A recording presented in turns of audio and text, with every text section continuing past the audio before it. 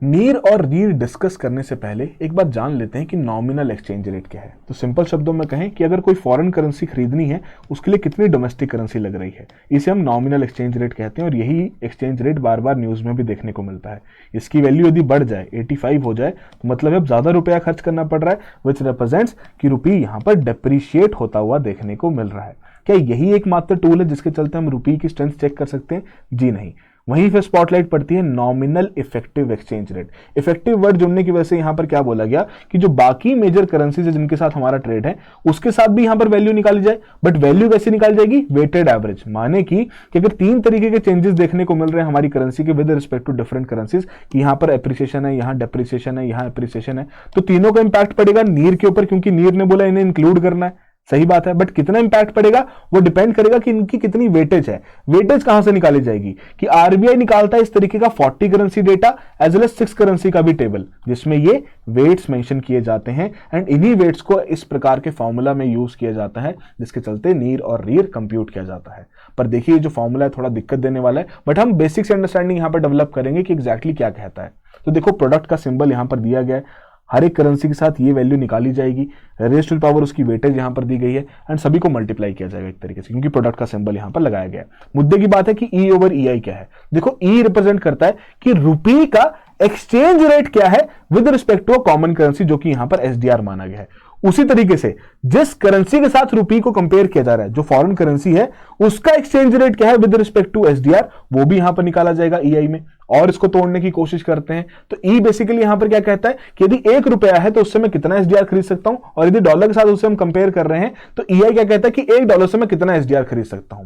तो यदि ई over EI की वैल्यू बढ़ रही है, मतलब न्यूमिनेटर यहां पर बढ़ रहा है, तो मतलब मैं ज्यादा से ज्यादा एसडीआर खरीद पाऊंगा, जो कि रिप्रेजेंट करता है कि रुपये यहां पर एप्रिशिएट हो रहा है। सही बात है।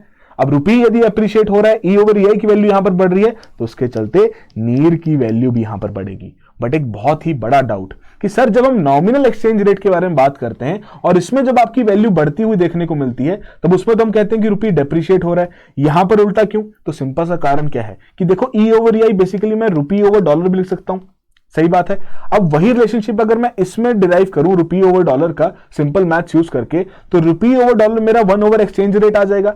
एंड 1 ओवर एक्सचेंज रेट को मैं वैसे ही इनफॉर्मली यहां पर लिंक कर सकता हूं नीर के साथ कि भैया ये इनवर्सली प्रोपोर्शनल है, कि ई ओवर ईआई रिप्रेजेंट कर रहा है रुपये ओवर डॉलर रिप्रेजेंट कर रहा है 1 ओवर एक्सचेंज रेट, जिसकी वजह से नीर is inversely proportional to the exchange rate. एक इनफॉर्मल रिलेशनशिप हमने यहां पर एस्टैब्लिश कर दिया। यदि एक्सचेंज रेट में गिरावट आ रही है, जब हम एक्सचेंज रेट को ऐसे देख रहे हैं, माने कि ये बात 80 पे पहुंच गई है, तो रुपये एप्रिशिएट कर रहा है, जिसके चलते नीर इंक्रीज हो रहा है। तो वही स्टेटमेंट के चलते ये रिलेशनशिप यहां पर हमने जस्टिफाई कर दिया। फिर बात आती है रीर की। तो रीर क्या कहता है कि नॉमिनल से अगर रियल में जाना है तो नॉमिनल को इन्फ्लेशन के साथ एडजस्ट कर लो। सिंपल सी बात है। कैसे एडजस्ट करना है? ये वैल्यूज यहां पर इंट्रोड्यूस करके पी ओवर पी आई की। चलिए ये भी हमने समझ लिया। तो पी ओवर पी आई क्या है वो जान लेते हैं। पी ओवर पी आई है कि इंडिया में कितनी इन्फ्लेशन है एंड जहां कंपैरिजन ड्रॉ किया जा रहा है जिस देश के साथ, वहां पर कितनी इन्फ्लेशन है। अब देखो ये जो पर्टिकुलर वैल्यू है ये तो सिमिलर है, तो जो हमने नीर में रिलेशनशिप एस्टैब्लिश किया था वही रीर में भी हम देख पाएंगे कि भैया inversely proportional to the exchange rate. Again जब एक्सचेंज रेट आपका इस तरीके से देखने को मिलता है, राइट।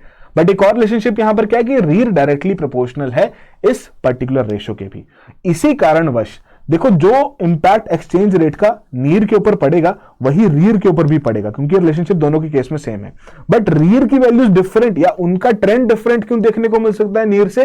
क्योंकि ये भी एक पर्टिकुलर रेशो है जिसका इंपैक्ट रीर के ऊपर पड़ेगा। एग्जांपल लेते हैं कि सिनेरियो 1 इन्फ्लेशन इंडिया में 6%, यूएस में 4%, रेशो की वैल्यू 1.5।